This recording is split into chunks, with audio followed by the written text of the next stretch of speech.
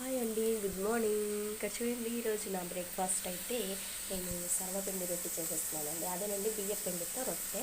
చూడండి, ఇక్కడ పిండి కలుపుకొని పెట్టుకున్నాను. ఇలాగ ప్లాస్టిక్ కవర్ మీద ఆయిల్ కొద్దిగా నీళ్లు వేసుకొని ఒక్కొక్క బాల్ తీసుకొని చేత్తో ఒత్తుకొని ఈ విధంగా చపాతీ వేసుకోవాలి. చూడండి, ఇది పలుచగా కూడా చేసుకోవచ్చండి.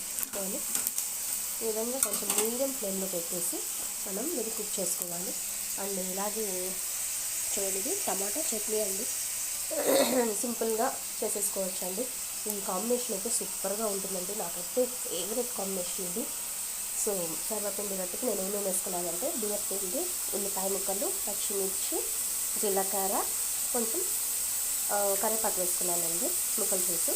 అంతేనండి, నీళ్ళు వేసేసి కలిపేసుకున్నాను. ఉప్పు వేసి కొంచెం కలిపేసుకున్నాను.